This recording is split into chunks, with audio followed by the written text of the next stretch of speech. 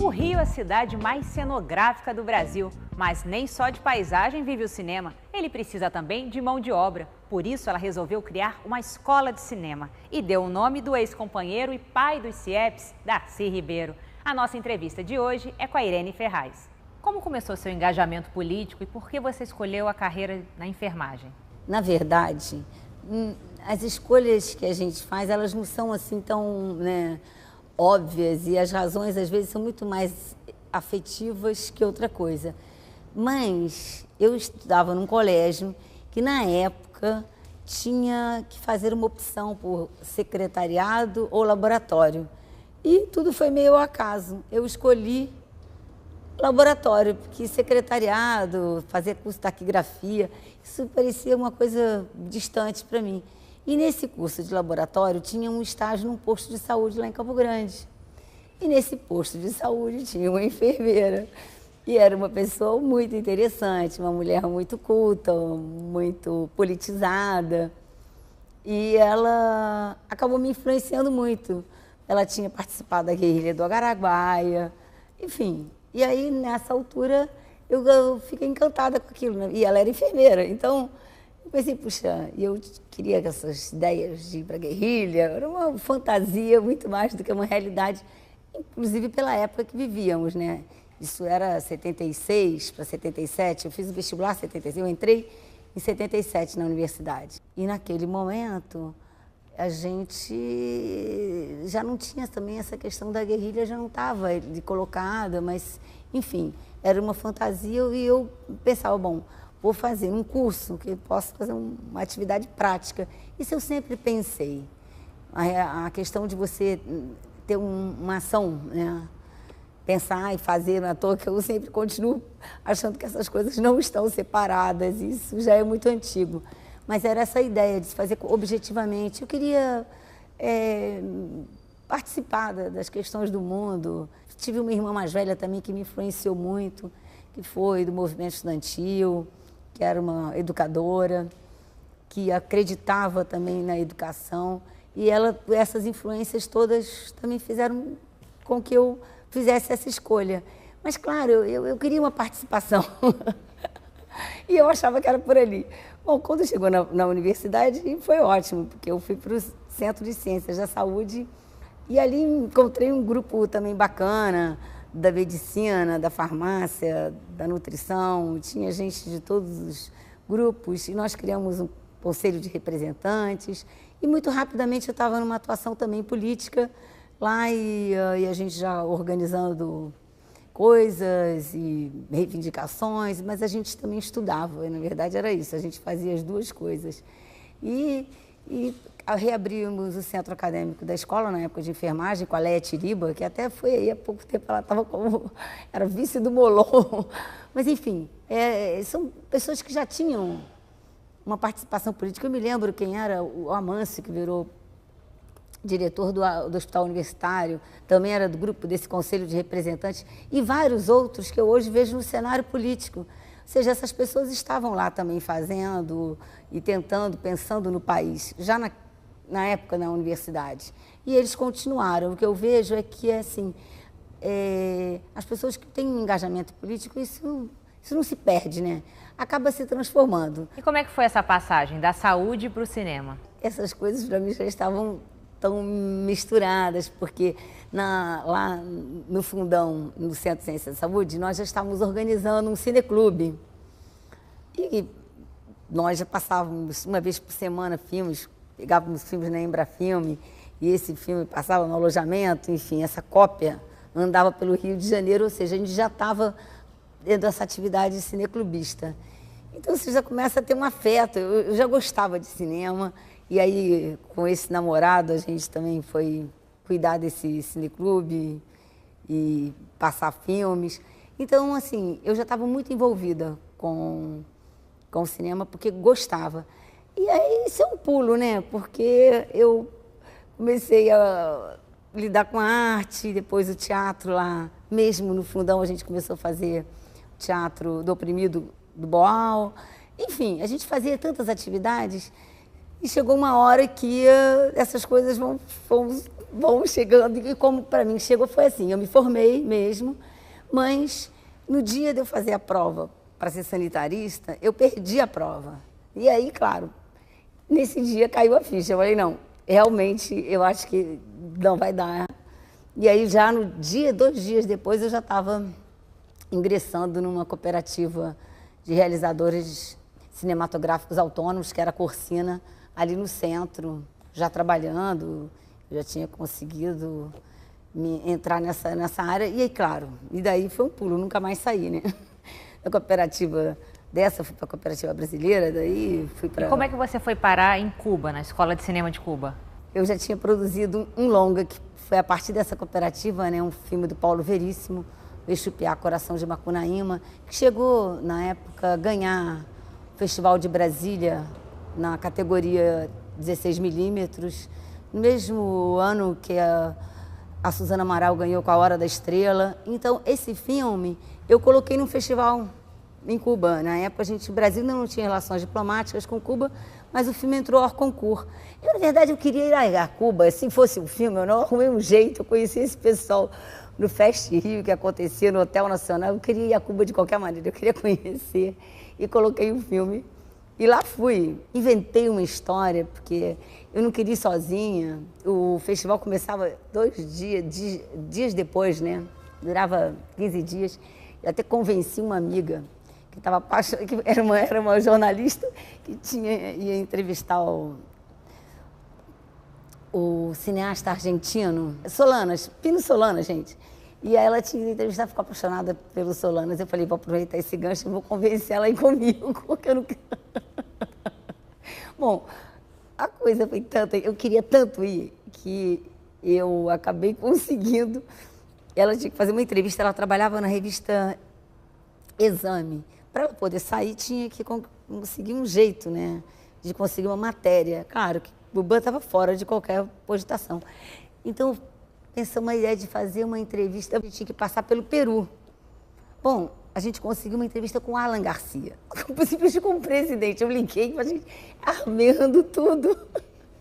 Eu fiz a fotografia, ela a entrevista. Bom, nisso a gente conseguiu que ela saísse do Brasil. E tudo isso para eu conseguir que ela fosse comigo, que eu não fosse sócia assim. Bom, como é que a gente, quando quer uma coisa, né, é impressionante. A gente faz tudo, né? Em Cuba você conheceu o Gabriel Garcia Marques? Conheci, não, o Gabriel Garcia, e muita gente, não. E foi aí, nesse ano, isso foi quando? Foi o ano em que foi pensada a criação da escola. Eu estava lá nesse ano, que eu tinha ido para com esse filme, e aí foi o ano da reunião com o novo cine latino-americano, que Gabriel Garcia Marques, mais Birri e Fidel, na verdade, foi o ano da criação, da ideia de fazer a escola de cinema. E, claro, e muitos anos depois, eu acabei indo trabalhar nesse projeto. Mas eu estava lá nessas circunstâncias da criação, da ideia de criar a escola, né? Que aconteceu nesse festival de cinema, em que o Nelson Pereira foi homenageado, que o Birri estava homenageado e que tinha mais alguém, acho que era até o Jack Lemmon, se eu não me engano, homenageado, que também estava lá. Bom, foi uma alegria, imagina, porque também tinha gente do mundo inteiro. Esse festival de Havana era animadíssimo e Cuba era para mim uma grande curiosidade e realizar um sonho de conhecer Cuba. Eu acabei ficando lá, me apaixonando, fiquei mais um mês assim e não perdi o avião, eu voltava.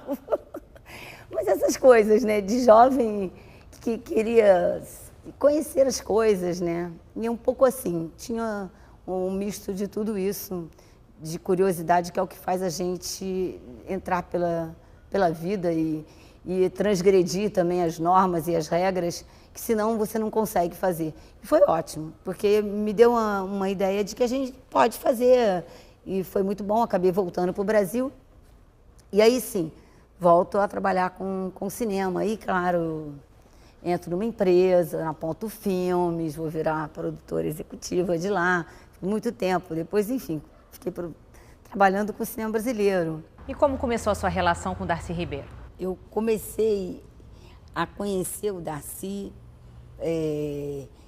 através mesmo dos livros e quando ele voltou para o Brasil, né? Assim, Eu fui rapidamente com a minha professora de literatura, fomos aqui esperá-los na Cinelândia, fui lá no partido também, fui me filiar. Então, aquilo era uma alegria enorme, trazia uma coisa bacana falando da educação. Então, esse entusiasmo que o Darcy tinha era contagiante. E eu tinha uma admiração por ele.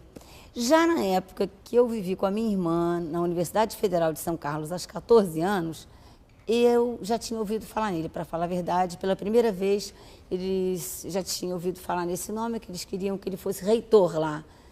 E havia uma ideia do nome Darcy Ribeiro. E aí, muito depois, eu passei a ler, enfim.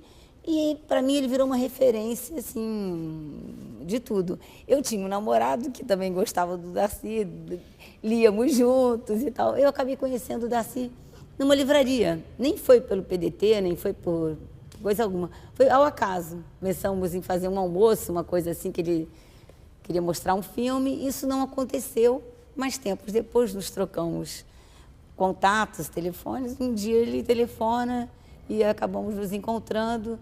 E, enfim, eu curiosíssima de conhecer um antropólogo, íamos conversar sobre tantas coisas. Conversamos muito pouco sobre tantas coisas, mas acabamos muito rapidamente namorando. E é verdade que você escondeu esse relacionamento dos seus amigos durante um tempo por ele ser mais velho que você? Não, é porque não foi nem exatamente um esconder. Eu não falava disso, porque na verdade eu sabia que isso não interessava a ninguém e que essas coisas sempre têm uma interferência, porque as opiniões, né? Todo mundo dá muita opinião. E eu sei como é que é, a gente já era dividinha o suficiente para saber que as pessoas querem interferir, dizer alguma coisa. E como eu não queria que nenhuma interferência, foi isso. Eu não comentei, mas também não escondi exatamente. Eu só não falei nada, mas não foi exatamente esconder. Porque eu era sempre fui tão espontânea nas minhas escolhas, inclusive com a minha família, eu abri completamente, sem nenhuma preocupação, porque na verdade isso era uma coisa que tinha a ver comigo, com as minhas escolhas. Não, se atingisse alguém, isso diz respeito diretamente a mim, né? Então, não foi muito assim, né? Não foi esconder. Mas, até para mim mesma, era uma coisa que eu me vi diante de um encantamento muito grande. Foi isso que aconteceu. Eu acho que foi um grande encontro. Eu acho que tínhamos muitas afinidades, além do nosso encantamento, né, arrebatamento que tivemos um pelo outro, a gente tinha uma afinidade com a vida, com a relação com a vida, a alegria com a vida e com um comprometimento com a vida. E eu acho que isso a gente tinha em comum e eu acho que isso nos aproximou. E como surgiu a ideia de criar uma escola de cinema no Brasil e dar o nome de Darcy Ribeiro para ela? Eu acho que o Darcy não podia ser esquecido. E fazer uma homenagem justa, assim, porque, na verdade, a ideia de fazer a escola nasceu com o Darcy. Eu estava em Cuba, estava apaixonada por uma escola de cinema, apaixonada por ele. O Darcy queria me trazer para o Brasil de volta, porque eu estava indo para lá, para cá, para lá, para cá. E eu estava apaixonada pela escola de lá e por ele. E aí o Darcy, a gente se encontra na Guatemala e o Darcy fala, vamos fazer uma escola assim no Brasil. Enfim, e logo em seguida eu vim de férias aqui e a gente já estava pensando o projeto lá, que seria em Campos, que a ideia do Darcy estava criando a universidade e colocar a escola lá. Isso acabou não dando tempo, porque ele acabou adoecendo antes, enfim, isso não foi possível. Mas foi com ele a ideia de fazer a escola. Esse projeto aqui, o Darcy não participou de nada. Outras pessoas e outros cineastas, as pessoas participaram. Mas, na verdade, a ideia de fazer a escola foi com ele. Essa semente nasceu com ele. Eu tenho que agradecer, assim, muitas outras pessoas que puderam ajudar isso aqui a estar existindo. Doutor Eliezer Batista, que foi uma pessoa que ajudou muito, que é do nosso conselho, que apareceu depois, sabe, desse processo, Dr. Rafael Magalhães, outras pessoas, Nelson Pereira, o Cacá Diegues, o Rui Guerra, o Walter Lima, a Marieta Severo, foram aparecendo muitas pessoas, o professor João Luiz Vieira, Clóvis Brigagão, enfim, a Vilma Lustosa, foram aparecendo pessoas e que estão hoje no conselho fundador da escola, o Alfredo Renault também, que me agradecer. Então, essas pessoas ajudaram a criar a escola, essa escola que existe aqui. Mas a ideia, eu não teria pensado assim, né? Eu era uma jovem, eu era muito grande demais pensar em uma escola. Hoje eu vejo o tamanho da loucura isso que é. Porque é uma coisa, é um alto forno ligado. Uma escola ela é viva, né? Ela se transforma todo o tempo, ela existe todo o tempo, entendeu? Depois que nasce, entendeu? Ela não para mais. E vai se transformar eternamente, entendeu? Então, assim, é isso. A sensação que eu tenho, que é um alto forno, e que eu penso, vocês, ex-alunos, vocês vão pegar a escola. E não tenho a menor dúvida disso. E preparem-se, porque a gente não vive eternamente. Essa ideia da finitude, hoje eu tenho com muita clareza. A perda do Darcy interferiu nessa? A perda do meu pai, primeiramente, eu tinha 10 anos. E aí eu entendi muito cedo a finitude. Talvez por isso que eu tenha tido muitas urgências na minha vida. Eu tenha corrido tanto em tudo. Porque eu vi que a gente morre, que a gente não vai existir para sempre. Então, tem que ser aqui agora, hoje, nessa alegria de estar com vocês aqui, comungando disso, passando isso também, porque eu acho que é um recado para os ex-alunos todos que passaram por aqui, que são mais de 6 mil alunos, ex-alunos, que tomem esse projeto. Esse projeto, ele pertence a todos, entendendo? Como ele pertence aos professores que passaram aqui, os que estão aqui, entendendo? Mas o cinema eterniza alguns momentos. O que você pretende, tem como objetivo que seja eternizado aqui na escola? Assim, qual o foco pedagógico? O que você espera assim, que seja lembrado da escola? Ela está sempre em movimento, que tudo é movimento. E de que essa escola possa ser sempre um lugar em que ele sempre se renove, repense e esteja sempre em transformação. Que eu acho que como nós somos imutantes, mutantes, vamos sempre estar fazendo essas transformações. Que eu sonho que ela encontre os alunos para ela, os professores para ela, os admiradores para ela, porque ela nasceu de uma história muito bonita, né? E de que ela encontra as partículas subatômicas que correspondam a ela e se conjuguem. Então, é esse que eu penso. Não importa que ela dure 100 anos para ser realizada, isso não importa. Ela está sendo o que ela é e ela tem essa força.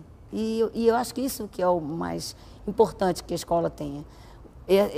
As pessoas que tenham uma relação de afeto com ela e que aqui a gente possa trazer os melhores profissionais, as pessoas que queiram passar esse conhecimento, que tenham essa vontade, esse desejo, porque é nesses afetos, nesses encontros, é que tudo acontece. E eu acredito profundamente nisso. Na verdade, foi isso que fez a escola chegar aqui. Foi encontrando pessoas que acreditaram alunos que acreditaram nesses professores, acreditaram nessas ideias e que foram chegando aqui e que a escola foi chegando aqui no que ela é hoje. E em tudo que ela pode vir a ser, mas ela será, entendendo? Mas o mais importante é o que ela é agora. E o que ela é agora vai determinar o que ela será daqui a pouco. Se ela é potente agora, ela será depois.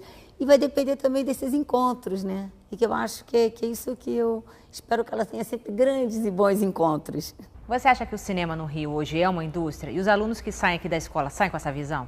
Ainda não somos uma indústria, mas eu acho que a gente está num caminho, e um caminho muito avançado para nos constituirmos como uma indústria, que é um conjunto onde temos bons profissionais, depois teremos que ter bons filmes e teremos o que vem, claro, que são todo esse suporte, que são laboratórios, enfim, tudo que vai junto dessa atividade. Ela não é em separado, ela está toda permeada por essas mudanças e transformações que nós estamos vivendo. E acho que mudanças substanciais aconteceram nos últimos anos, nos últimos tempos. Foi a entrada do digital, assim, e fundamentalmente essa questão tecnológica, ela trouxe uma democratização, não só do acesso, como também das janelas de exibição. Então, hoje você tem N, onde esse filme vai passar, se é conteúdo para celular, para internet, se ela vai para televisão, se ela vai para um vídeo, se ela vai para um site, enfim. Mas eu acho que, fundamentalmente, o que mudou foi as questões tecnológicas e nós estamos também nos preparando ainda para esse tempo de convergência que ainda estamos, como poderia dizer, talvez, adaptando, organizando as nossas placas tectônicas. Elas estão, assim, em transformação. Mas muita coisa já mudou e nós temos grandes profissionais do Brasil, a gente já está conseguindo fazer filmes com muita qualidade, está organizando também, hoje tem áreas de financiamento para os filmes. Então, a gente está caminhando para uma indústria. Qualquer indústria no mundo aconteceu subsidiada, é impossível para você alavancar uma indústria sem subsídio governamental. Então, enfim, eu acho que estamos caminhando, né? Acho que temos muitos avanços e isso vai acontecer. Mas não estamos perto. O que muda, e que eu acho que mudou muito, por exemplo, que hoje um jovem como você encontra no mercado de trabalho. Você estudou aqui, né? Você me contou, você está trabalhando, está aqui, veio hoje, eu nem sabia que era uma ex-aluna. Uma grande surpresa e uma gratíssima surpresa. E eu tenho recebido notícias de que dos alunos daqui da escola, mais de 90% estão efetivamente trabalhando com audiovisual, né? No mercado, nesses amplos, né, espaços, né, de mercado audiovisual que existe hoje. Essa realidade faz com que a gente também possa ter bases para uma indústria audiovisual. Ou seja, você tem hoje um mercado de trabalho. Então, vai ter muita gente se interessando em fazer isso. A indústria também vai começar a injetar recursos nisso. Ou seja, ela é uma atividade econômica viável, rentável, rentabilíssima no mundo. Por que não seria no Brasil também? Então, eu acho que é isso que vai fazer com que a gente avance e que a gente melhore cada vez mais, não só nas questões de formação, mas de equipamento, infraestrutura, a cidade como o Rio de Janeiro, que é uma cidade cenográfica, né? Assim, gente, mais bela impossível, com todas as qualidades para isso, que é uma, naturalmente, ela tem um talento para os serviços, entendeu? Então, ou seja, a gente tem que preparar mais o Rio, a gente tem que se preparar mais, a gente tem que ficar melhor para a gente poder receber aqui não só essas filmes, coproduções internacionais, mas que a gente possa ter mesmo nossa atividade. E nós temos um grande produtor, que o Rio, com todas essas questões que a gente tem, das dificuldades que temos, o Rio ainda é o maior produtor de audiovisual do Brasil. Ou seja, imagina com um upgradezinho a mais aqui, claro, é um talento dessa cidade. Agora, como que você vê a importância da escola de cinema, de até ter mais escolas de cinema no Brasil? São poucas escolas, o que a gente vê aqui na Darcy Ribeiro, muitos alunos de outros estados e cidades vêm estudar aqui, né? Tem um grande número de alunos de outros estados e, ao mesmo tempo, aí no mercado tem muita gente fazendo cinema sem nunca ter estudado. Como você vê esses pesos e medidas? Tem uma coisa assim que é um processo histórico. O Sudeste, vamos dizer, o Rio, São Paulo, tem uma tradição de fazer audiovisual. Então, essas pessoas que produzem o audiovisual viveram nessas cidades e ainda vivem, né? Isso está mudando muito, gente. Hoje você vê Pernambuco, você está vendo o Ceará, então novos núcleos se formando no país afora. E foi por quê? Porque leis de incentivos locais foram criadas, núcleos audiovisuais foram criados e isso tudo faz com que você consiga estabelecer uma economia local. No momento em que isso é possível, claro, essa atividade passa a ser uma realidade. Ela só existe se as pessoas puderem viver dela. Imagina, ninguém vive de brisa. Isso. Então, por que o Pernambuco está fazendo cinema? Por que o Ceará está fazendo cinema? E outros estados começaram a fazer e ter um cinema? Porque começou a existir ali uma atividade econômica e também essas leis locais, boas leis, Lei Mendonça, tiveram leis do ICMS, do ISS, leis de incentivos que viabilizaram, independente da Lei Rouanet e da Lei do Audiovisual, que também beneficia o Brasil inteiro. Então, isso vai mudando. Essa relação que a gente tinha só com o Sudeste, está mudando para o Brasil todo. O Brasil é muito grande, ele tem muitos talentos, eu acho que muitas realidades diferentes. Imagina, a gente tem o Brasil inteiro como produtor, cada estado produzindo e com as suas questões, as suas questões, né, regionais.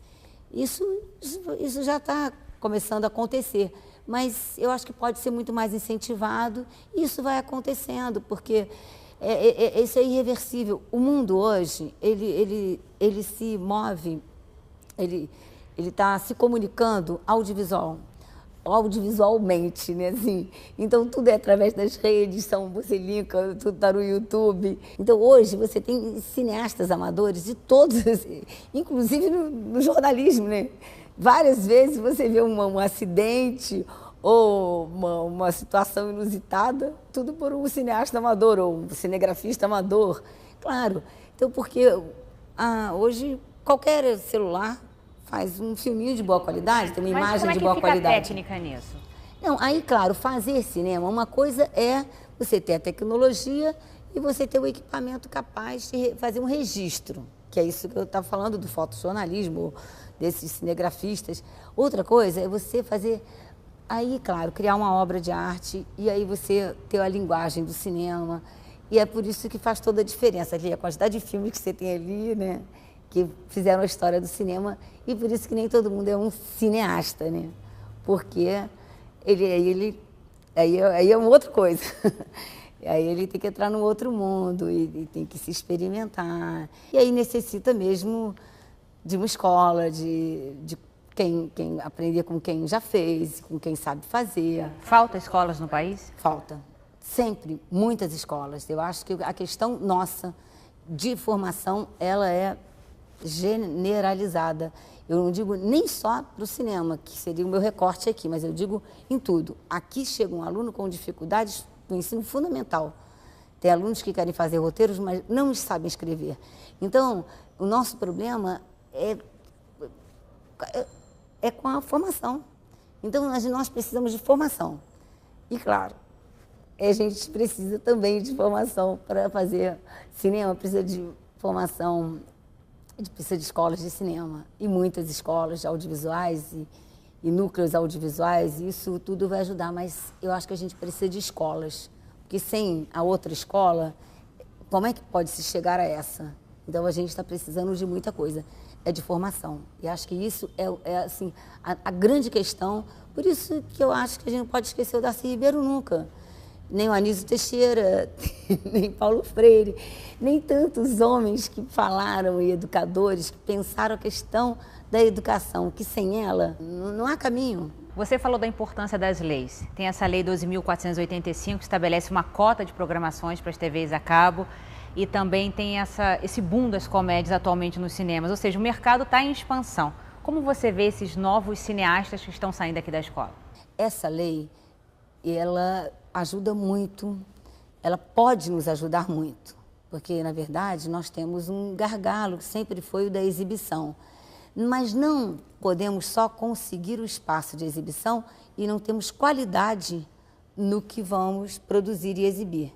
Então, essa é uma questão. Senão, eu já tenho lido críticas, na Sandra Kogut no outro dia tinha isso da repetição dos mesmos programas nas TVs a cabo, e que isso acaba por sair contra nós, como houve com a época com curta-metragem. A gente já teve uma história passada, da obrigatoriedade do curta, e a gente ter curtas sem qualidade, porque, enfim, existe um mecanismo, ou seja, tem que se pensar os dois lados, e a gente tem que ter formação. De novo, caímos na formação, porque sem formação, sem filmes de qualidade, sem criatividade, a gente acaba perdendo o que a gente conquistou. Então é uma grande conquista, acho que a gente tem que comemorar muito e agora de correr atrás de produzir filmes, de pegar os criativos e conteúdos criativos e chegarmos lá, nesse local que existe hoje para a gente exibir. É isso. E eu acho que escolas, mais escolas, é sempre muito bem-vindo, porque aqui que é o local da gente experimentar, da gente criar. E é o local, é esse. Depois lá você tem que mandar ver e com com criatividade, já chegar com um produto bacana, que é o que eu acho que a Sandra quis falar outro dia e outros eu tenho ouvido isso, e dessa crítica que vem da lei. E não é que a lei está ótima, o problema é a gente que tem que correr atrás agora, isso, e incentivar formação, e isso ser muito rápido. E eu acho, assim, o que eu tenho visto até o contrário, a procura por profissionais é tão grande que nós temos perdido muitos alunos aqui no módulo 2, 3 e 4 para o mercado. Eles não estão, isso é ruim, é bom e é ruim, eles ainda não estão totalmente preparados, mas o mercado está tão aquecido que está levando esses alunos. Eu fico muito feliz, porque eles estão tendo um local para trabalhar e todo mundo quer um espaço para trabalhar. Por outro lado, eles ainda não estão preparados para esse desafio todo que vem pela frente. Você acha que eles estão sendo absorvidos prematuramente? Não, nem acho que é prematuramente. É porque a demanda é grande. Então, assim, não é prematuro porque estão sendo absorvidos. Mas eu acho que, na verdade, o que está faltando é isso, é mais mesmo incentivo para que a gente possa ter mais e mais alunos, mais e mais formação e mais possibilidades, né? Eu acho que é isso. E que eles voltem para terminar o curso. Isso tem acontecido. Na verdade, são oportunidades que eles têm de se experimentar no mercado de trabalho. Isso aí, imagina, isso é a glória, né? Tudo que você quer... Você começou experimentando também. Claro, foi isso que me fez... E toda uma geração, né, começou a experimentar. E depois eu fui buscar estudar e tudo, mas eu gostei de cinema. Naquela época não tinha essas facilidades como se tem hoje, né? De tecnologia e também de locais, né? Eu fui primeiro fazer um curso na BD, depois eu fui para a UF, depois eu só queria trabalhar com isso, né? Porque o lugar que a gente quer mesmo, a gente quer se experimentar. E é o que é bacana. Mas é claro, mas a escola te dá alguma coisa muito importante, uma experimentação orientada, uma experimentação com crítica, uma experimentação com outros olhares, com outras possibilidades, que sozinho a gente não vai ter, com uma curadoria. Os professores dizem, esses livros, ó, leiam esses. Já te dá o caminho das pedras, vejam esses filmes, esses são imprescindíveis. Pode ver todos os outros, mas vejam aqueles ali, ó, fundamentais. Então, assim, você tem alguém que te dá uma orientada, e isso é muito importante. E a possibilidade de aprender com o outro, né? Qual foi o maior ensinamento que o Darcy Ribeiro te deixou? A nunca aceitar o não, assim, porque eu acho que o Darcy não tinha, esse não, no dicionário dele não existia. Nunca aceitar o não como o fim, né? Sempre tentar um sim e insistir. Eu acho que ele tinha essa... Ele agia assim, né? Então, eu acho que eu observei muito, fui observando o não como fim, né? Assim, insistir sempre. Tá bom. Obrigada, Irene. Foi um prazer entrevistá-la.